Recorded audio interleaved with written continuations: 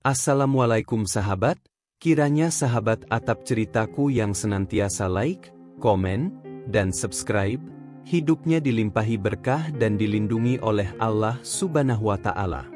Di dunia ini, ada kisah-kisah yang terkadang begitu mengguncang hati, menghadirkan pelajaran tentang keberanian, pengorbanan, dan ketabahan dalam menghadapi cobaan hidup. Hari ini, kami akan membawa Anda menyelami sebuah cerita penuh liku, yang tak hanya menyentuh hati tetapi juga menggugah kesadaran kita tentang arti sebenarnya dari perjuangan. Simak kisahnya hingga tuntas, karena setiap detiknya menyimpan makna yang begitu dalam. Ningsih memandangi langit yang gelap dari jendela bus malam. Perjalanan menuju Jakarta terasa seperti langkah terakhir sebelum memasuki dunia baru yang ia impikan selama ini.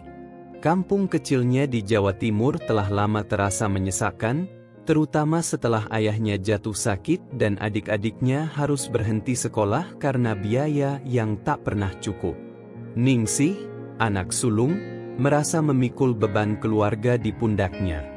Ia menggenggam tiket pesawat ke Dubai yang baru saja ia dapat dari agen tenaga kerja, matanya berkilat penuh harap meski ada rasa gentar yang tak bisa ia abaikan.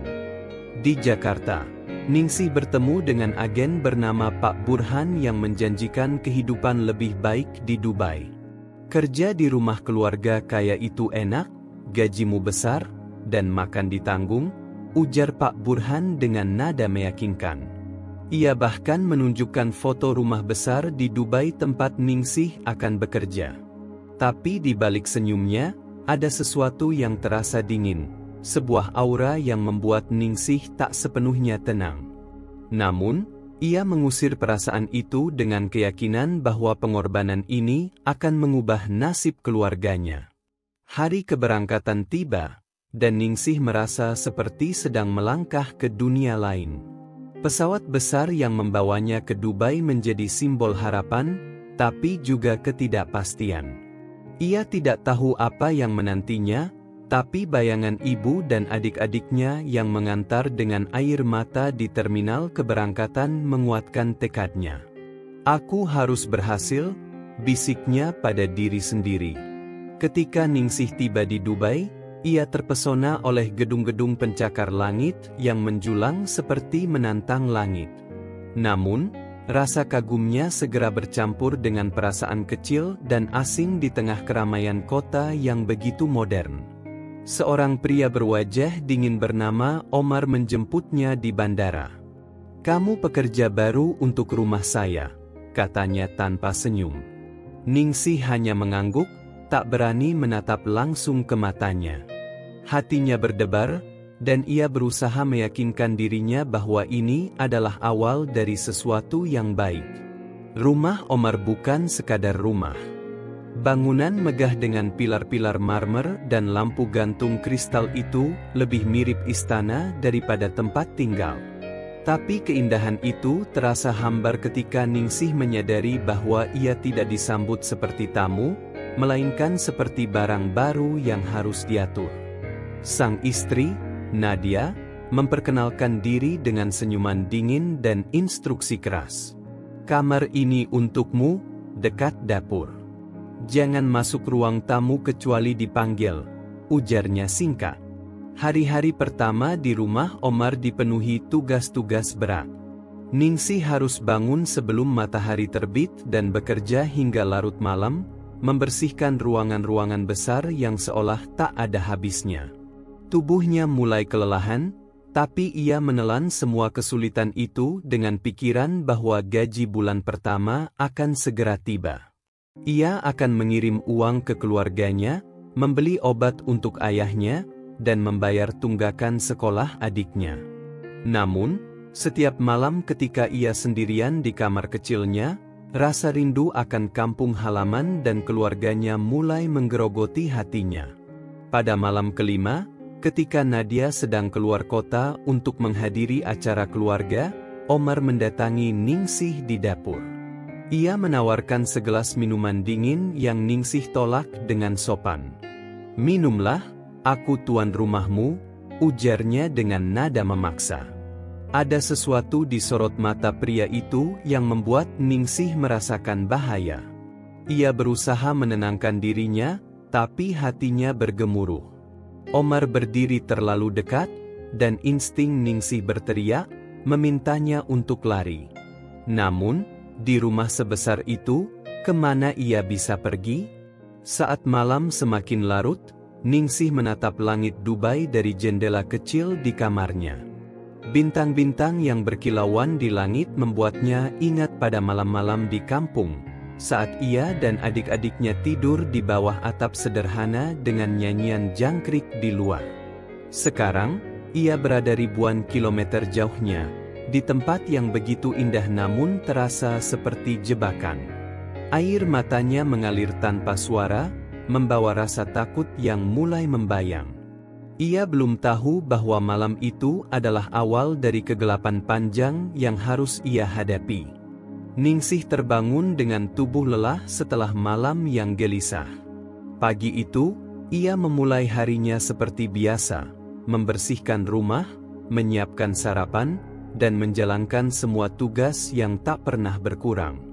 Namun, rasa dingin di punggungnya mengingatkannya pada tatapan Omar semalam. Bayangan pria itu berdiri terlalu dekat membuatnya sulit bernapas. Ia mencoba mengalihkan pikiran dengan berfokus pada pekerjaan, tapi firasat buruk terus menghantui. Hari itu berlalu dengan berat. Nadia, istri Omar, kembali ke rumah menjelang sore. Dengan sikap angkuh, wanita itu memeriksa hasil kerja Ningsih, mencari kesalahan kecil untuk dimarahi. "Apa ini? Kamu tidak membersihkan meja dengan benar?" hardik Nadia sambil menunjuk setitik debu yang nyaris tak terlihat. Ningsih menunduk, menerima teguran tanpa membantah, seperti yang diajarkan oleh agen tenaga kerja.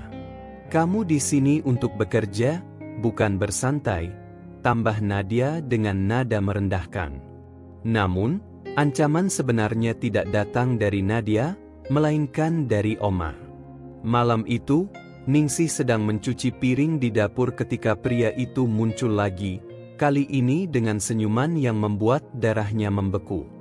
"Kamu kerja keras sekali," ujarnya pelan sambil menyandarkan tubuhnya di pintu dapur. Ningsih mengangguk cepat, berharap pria itu segera pergi, tapi Omar tidak bergerak. "Kamu cantik, tahu," katanya. Nadanya lebih lembut, tapi membuat Ningsih semakin takut. Ningsih merasa detak jantungnya semakin cepat. Ia berusaha menenangkan diri dan menjawab dengan suara gemetar, "Terima kasih, Tuan. Saya harus kembali bekerja." Omar hanya tersenyum kecil sebelum melangkah mendekat. "Kamu tak perlu takut padaku," katanya, suaranya seperti racun yang manis. Ningsih mundur perlahan, merasa terjebak di ruangan sempit itu. Tapi sebelum Omar bisa lebih dekat, Nadia memanggil dari ruang tamu, membuat pria itu berbalik dengan raut wajah kesal. Malam itu, Ningsih tidak bisa tidur. Ia memikirkan sikap Omar yang semakin tak wajar. Ketakutan bercampur rasa putus asa mulai merasuki pikirannya. Ia ingin melarikan diri, tapi kemana? Paspor dan dokumennya ditahan oleh Nadia sejak hari pertama ia tiba. Tanpa dokumen itu, ia tidak punya identitas di negeri asing ini. Lebih buruk lagi, agen tenaga kerja yang membawanya ke Dubai sama sekali tidak memberi instruksi tentang apa yang harus dilakukan jika ia menghadapi masalah seperti ini. Hari-hari berikutnya, tekanan semakin terasa. Omar mulai memperhatikan setiap gerakan Ningsih, seringkali memberikan perintah dengan nada yang lebih pribadi daripada profesional. Nadia tampaknya tidak menyadari, atau mungkin memilih untuk mengabaikan, perubahan sikap suaminya. Ningsih merasa seperti berjalan di atas tali tipis di antara tugas pekerjaannya dan menjaga jarak dari Omar. Suatu malam, saat Nadia keluar untuk acara sosial, Omar memanfaatkan kesempatan itu. Ia memanggil Ningsih ke ruang tamu, menyuruhnya membawa minuman. Dengan hati-hati, Ningsih meletakkan gelas di meja dan berusaha segera kembali ke dapur, tapi Omar memanggilnya lagi. "Duduk di sini," katanya sambil menepuk sofa di sebelahnya.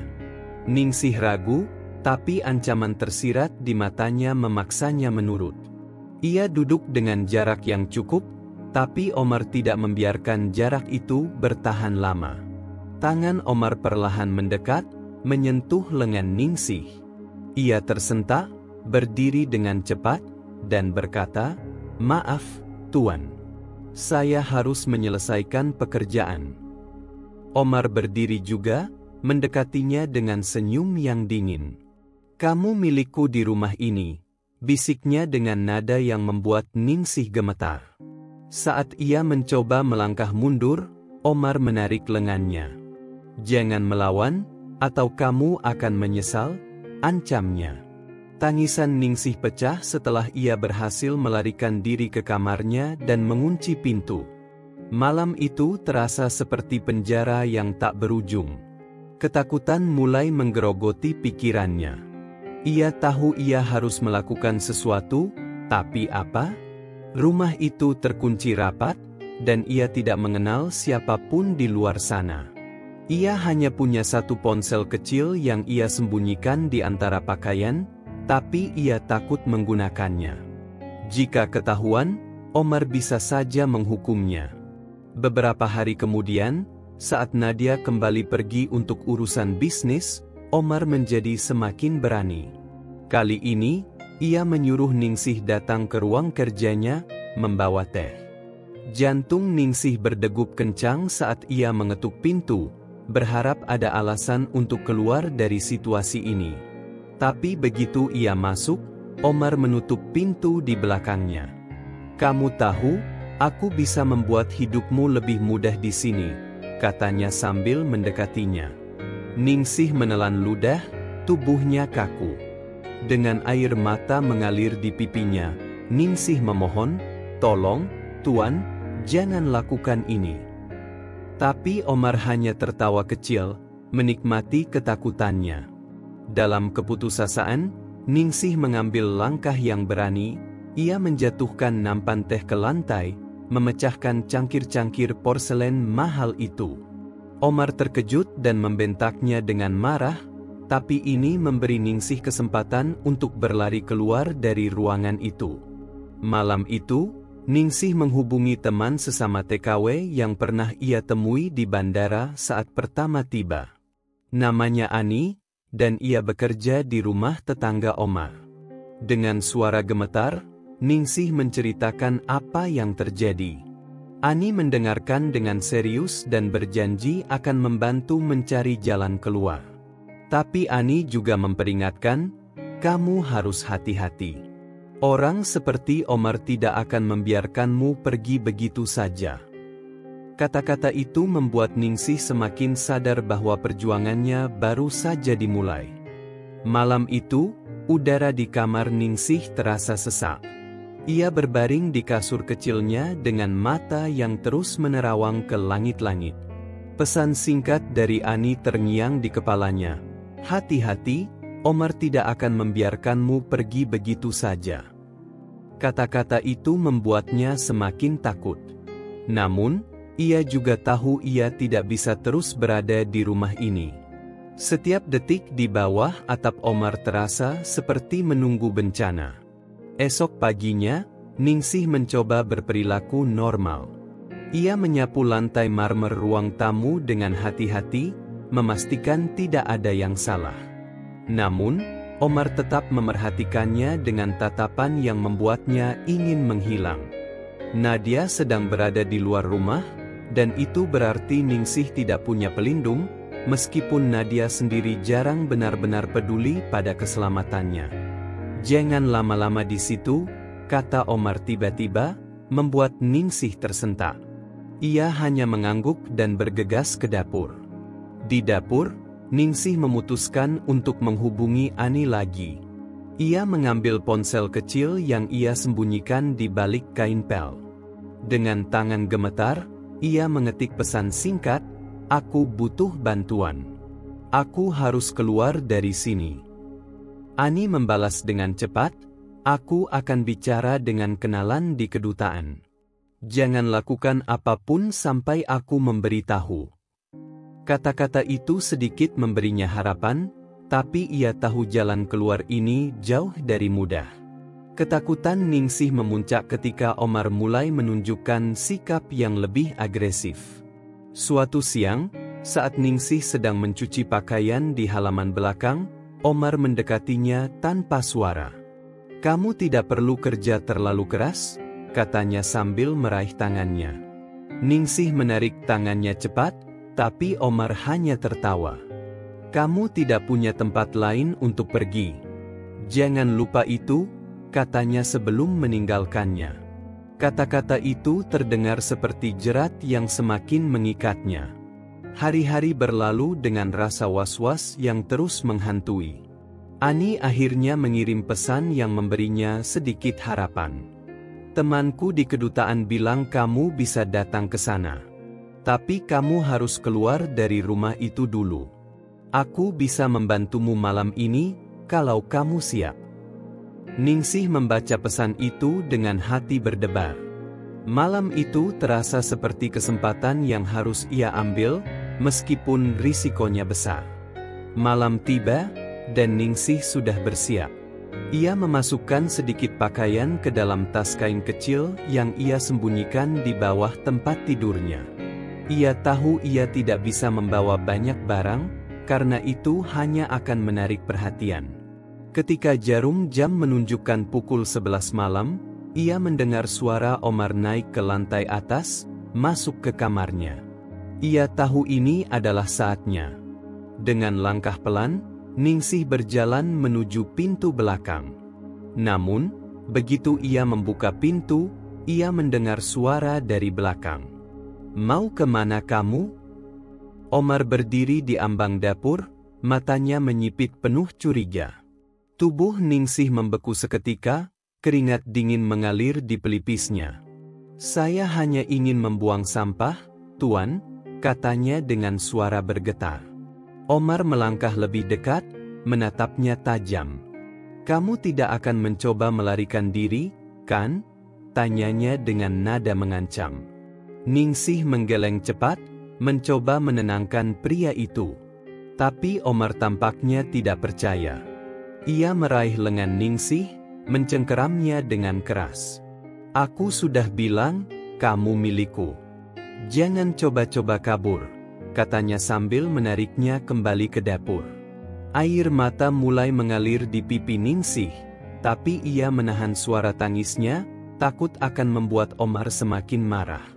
Setelah Omar kembali ke kamarnya, Ningsih duduk di lantai dapur, gemetar. Rasa takut hampir membuatnya menyerah, tapi bayangan keluarganya terus menguatkan tekadnya. Ia mengirim pesan terakhir ke Ani, "Aku tidak bisa keluar malam ini. Aku harus mencoba lagi besok." Ani membalas, "Hati-hati. Aku akan tetap menunggumu." Keesokan harinya, Nadia pulang lebih awal dari yang diperkirakan. Kehadirannya, meski dingin, memberikan sedikit rasa aman bagi Ningsih. Namun, Omar semakin tidak sabar. Ia mulai memberikan tugas-tugas berat yang tampaknya dirancang untuk melemahkan Ningsih, membuatnya kehilangan energi untuk melawan. Setiap kali Ningsih merasa ingin menyerah, ia mengingat senyum adik-adiknya yang menantinya di rumah, dan itu memberinya kekuatan. Pada malam ketiga, Ani mengirim pesan dengan rencana baru. "Aku akan menunggumu di sudut jalan belakang rumahmu. Ada pintu kecil di pagar belakang, kan? Aku akan membuka kuncinya. Pastikan Omar sudah tidur." Ningsih membaca pesan itu dengan hati-hati, merasa sedikit lega. Malam itu, ia menunggu dengan sabar hingga Omar benar-benar tertidur. Ketika waktunya tiba, Ningsih melangkah pelan menuju pintu belakang. Kali ini, ia memastikan tidak ada suara yang bisa membangunkan Omar. Pintu pagar kecil itu sudah sedikit terbuka, seperti yang Ani janjikan. Dengan napas tertahan, Ningsih melangkah keluar ke jalan gelap, di mana Ani sudah menunggunya dengan sebuah mobil kecil. "Cepat masuk," kata Ani sambil membuka pintu mobil. Begitu Ningsih duduk di kursi penumpang, ia merasakan gelombang kelegaan yang hampir membuatnya menangis. Namun, ia tahu ini belum berakhir. "Kita akan ke kedutaan sekarang," kata Ani sambil menginjak gas. Jalanan Dubai yang megah terlihat seperti dunia yang jauh dari penderitaan Ningsih, tapi ia tahu bayangan Omar masih memburu di belakangnya. Saat mobil melaju, Ningsih menceritakan segalanya pada Ani.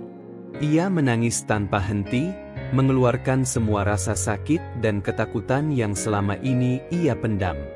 Ani mendengarkan dengan sabar, sambil terus mengemudi dengan fokus. "Kamu sudah selangkah lebih dekat ke kebebasan," kata Ani, mencoba memberikan semangat. Namun, di dalam hati mereka berdua, ada ketakutan bahwa Omar tidak akan tinggal diam. Ketika mobil akhirnya sampai di kedutaan Indonesia, Ningsih merasa seperti melihat cahaya setelah bertahun-tahun terjebak dalam kegelapan. Ia disambut oleh staf yang langsung membawanya masuk ke dalam untuk diberikan perlindungan sementara. Namun, ia tahu perjuangannya belum selesai. Omar mungkin akan mencari cara untuk membawanya kembali. Tapi untuk pertama kalinya dalam waktu yang lama, Ningsih merasa ia memiliki harapan untuk melawan. Pagi itu, cahaya matahari pertama yang menyinari halaman kedutaan Indonesia terasa seperti keajaiban bagi Ningsih. Namun, meskipun ia sudah berada di tempat yang aman, rasa takutnya belum sepenuhnya hilang. Wajah Omar dan ancaman yang ia lontarkan terus menghantui pikirannya. Staf kedutaan menyambutnya dengan hangat, menawarkan makanan dan tempat untuk beristirahat. Tapi Ningsih tidak bisa tidur. Ia tahu bahwa pelariannya mungkin telah membuat Omar murka. Staf kedutaan, seorang pria bernama Pak Hendro, mencoba menenangkan Ningsih. "Kami akan memastikan kamu aman di sini," katanya dengan nada tegas. Namun, ia juga memperingatkan bahwa kasus seperti ini seringkali tidak mudah. Majikan seperti Omar biasanya memiliki kuasa besar, terutama di negara ini. "Kita harus hati-hati dalam setiap langkah," ujarnya. Ningsih hanya mengangguk, meski hatinya semakin gelisah. Sore itu, Pak Hendro membantu Ningsih membuat laporan resmi. Ia menuliskan semua yang ia alami, ancaman, hingga pelariannya. "Ini penting untuk dokumentasi kita. Jika perlu, kita akan membawa ini ke pihak berwenang," jelas Pak Hendro. Namun, saat Ningsih menandatangani laporan tersebut, ia merasa seperti menandatangani perang terbuka dengan Omar. Di satu sisi, ia takut, tapi di sisi lain, ia tahu ini adalah langkah pertama untuk melawan. Kekhawatiran Ningsih terbukti tidak berlebihan. Malamnya, kedutaan menerima telepon dari seorang pria yang mengaku sebagai pengacara Omar. Ia menuntut agar Ningsih segera dikembalikan, dengan alasan bahwa ia adalah pekerja yang kabur tanpa izin. "Dia milik kami secara hukum," kata pria itu dengan nada tegas. Staf kedutaan menolak tuntutan itu dengan tegas, tapi ancaman tersebut membuat suasana menjadi mencekam. Ningsih mulai merasa bahwa tempat ini pun tidak cukup aman. Ia teringat cerita dari sesama TKW yang pernah ia dengar, beberapa majikan kaya di Dubai punya koneksi yang bisa mencapai siapa saja. Malam itu, Ningsih mengunci pintu kamar kecil yang disediakan untuknya, tapi ia tetap terjaga. Setiap suara langkah di lorong membuatnya merinding, takut Omar akan muncul dan menyeretnya kembali ke neraka itu. Keesokan harinya, Ani datang ke kedutaan untuk menjenguk Ningsih. "Kamu harus kuat," katanya sambil memegang tangan Ningsih. "Aku tahu ini berat, tapi kamu sudah melakukan hal yang benar. Jangan biarkan mereka menang." Kata-kata Ani memberikan sedikit kekuatan bagi Ningsih, tapi ia tetap merasa seperti hidup dalam bayang-bayang ancaman. Di tengah ketakutannya, Ningsih menerima kabar baik. Kedutaan telah menghubungi pihak kepolisian lokal untuk melaporkan ancaman dari Omar. Meski prosesnya lambat, mereka berjanji akan menyelidiki kasus ini. Selama kamu di sini, kamu di bawah perlindungan kami, kata Pak Hendro. Meski begitu, Ningsih tahu bahwa perlindungan ini tidak bisa bertahan selamanya. Hari-hari di kedutaan terasa panjang dan penuh ketegangan. Ningsih menghabiskan waktu dengan menulis surat untuk keluarganya di Indonesia, menceritakan apa yang terjadi tanpa terlalu banyak detail, karena ia tidak ingin mereka khawatir. Ia juga terus berbicara dengan Ani, yang menjadi satu-satunya teman yang benar-benar ia percayai. Aku tidak tahu apa yang akan terjadi selanjutnya, ujar Ningsih suatu malam. Tapi aku tidak bisa kembali ke rumah itu. Pada hari kelima di kedutaan, Ningsih mendengar kabar yang membuatnya terguncang. Omar telah melaporkan dirinya ke pihak berwenang Dubai sebagai pekerja ilegal yang kabur. Ini berarti ia bisa ditahan kapan saja jika keluar dari kedutaan.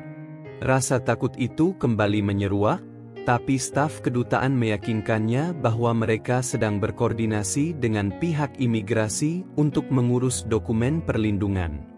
Kamu harus sabar, Ningsih, kata Pak Hendro. Meski berada dalam perlindungan kedutaan, Ningsih merasa bahwa perjuangannya baru saja dimulai. Ancaman dari Omar, proses hukum yang panjang, dan rindu akan keluarganya di kampung halaman terus menjadi beban yang harus ia pikul. Tapi di dalam hatinya, ia mulai menemukan keberanian yang selama ini ia cari. Aku tidak akan menyerah, bisiknya pada dirinya sendiri suatu malam. Aku sudah terlalu jauh untuk mundur. Hari itu terasa lebih panjang dari biasanya. Ningsih duduk di ruang kecil kedutaan, menatap jendela yang menghadap ke jalanan Dubai. Meskipun ia berada di tempat yang seharusnya aman, ketakutan akan ancaman Omar masih menggantung seperti bayangan gelap. Pihak kedutaan telah memberitahu bahwa proses hukum sedang berjalan, tapi Ningsih tahu, di dunia yang penuh ketidakadilan ini, keadilan tidak selalu berpihak pada yang lemah. Siang itu, sebuah kejutan datang. Polisi Dubai, bersama perwakilan kedutaan, tiba di rumah Omar untuk menyelidiki kasus ini. Dengan membawa laporan resmi dari Ningsih, mereka menginterogasi Omar dan istrinya. Dari laporan yang Ningsih dengar kemudian, Omar membantah semua tuduhan. Dengan wajah dingin, ia menyatakan bahwa Ningsih hanyalah pekerja tidak kompeten yang mencoba melarikan diri untuk menghindari kontrak kerjanya. Nadia, seperti biasanya, hanya diam, tapi matanya memancarkan kebencian yang membuat Ningsih merinding membayangkannya. Namun, sesuatu yang tak terduga terjadi. Tetangga Omar yang diam-diam menyaksikan perlakuan pria itu terhadap Ningsih memberikan kesaksian penting. Mereka menceritakan bagaimana Omar sering memperlakukan pekerjanya dengan kasar dan terkadang bersikap terlalu dekat dengan mereka. Kesaksian ini menjadi titik balik yang membuat polisi mulai mempertimbangkan serius laporan Ningsih. Meskipun perlahan, keadilan tampaknya mulai menemukan jalannya. Sementara itu, di kedutaan, Ningsih mendapatkan kabar lain yang membuatnya menangis bahagia. Dokumen pengembalian dirinya ke Indonesia telah disetujui. Dalam waktu beberapa hari, ia akan dipulangkan ke tanah air. Ani, yang terus mendampinginya selama ini, tersenyum lega. Kamu akhirnya bisa pulang, Ningsih. Semua ini akan berakhir, katanya sambil memeluk sahabatnya. Namun, kelegaan itu tidak bertahan lama. 2 hari sebelum keberangkatan Ningsih, Omar muncul di kedutaan, diiringi oleh pengacaranya. Ia mencoba menekan pihak kedutaan untuk menyerahkan Ningsih kembali kepadanya, dengan alasan bahwa ia masih memegang kontrak resmi pekerjaannya. Suara Omar menggema di ruang tamu kedutaan, penuh kemarahan dan ancaman. Ningsih yang mendengar suara itu dari balik kamar kecilnya langsung gemetar, seperti dipaksa kembali ke mimpi buruk. Namun, staf kedutaan tidak gentar. Pak Hendro berdiri tegas di hadapan Omar. Ningsih adalah warga negara Indonesia, dan kami bertanggung jawab atas keselamatannya. Anda tidak punya hak untuk memaksanya kembali ke rumah Anda setelah laporan rujukan, katanya dengan nada tegas. Omar, meskipun marah, tidak bisa melawan hukum diplomatik yang melindungi Ningsih. Ia pergi dengan wajah murka, tapi Ningsih tahu ini belum benar-benar selesai. Hari terakhir di Dubai terasa seperti perjalanan emosi yang tak menentu. Ningsih mengemasi barang-barangnya dengan hati-hati, setiap gerakan disertai rasa syukur dan ketakutan. Malam sebelum keberangkatan, ia duduk bersama Ani di ruang kecil kedutaan, berbicara tentang masa depan. Kamu harus kembali membangun hidupmu di Indonesia, kata Ani dengan penuh harapan. Jangan biarkan apa yang terjadi di sini menghancurkanmu. Ketika pagi itu tiba, Ningsih diantar ke bandara oleh staf kedutaan. Perasaan lega bercampur haru memenuhi hatinya. Di ruang tunggu, ia memandang keluar jendela, menatap pesawat yang akan membawanya pulang. Air mata menetes di pipinya, bukan karena takut, tapi karena ia tahu perjuangannya tidak sia-sia. Untuk pertama kalinya dalam waktu yang lama, ia merasa memiliki kendali atas hidupnya kembali. Sesampainya di Indonesia, Ningsih disambut dengan pelukan hangat keluarganya. Tangis bahagia pecah di ruang kecil rumah mereka. Adik-adiknya berlari memeluknya, sementara ibunya terus mengusap wajahnya, memastikan bahwa ia benar-benar pulang. Kamu sudah melewati banyak hal, Nak, bisik ibunya dengan suara bergetar. Tapi sekarang kamu sudah di rumah. Kamu aman di sini. Meski luka itu masih membekas, Ningsih berjanji pada dirinya sendiri untuk melanjutkan hidup. Ia mulai bekerja dengan keterampilan yang ia miliki, mendirikan usaha kecil untuk membantu keluarganya. Kisah kelam di Dubai menjadi bagian dari masa lalunya, sebuah pelajaran tentang keberanian dan tekad untuk melawan ketidakadilan. Dan di bawah langit Indonesia yang hangat, Ningsih akhirnya menemukan kembali kebebasan yang telah lama dirampas darinya.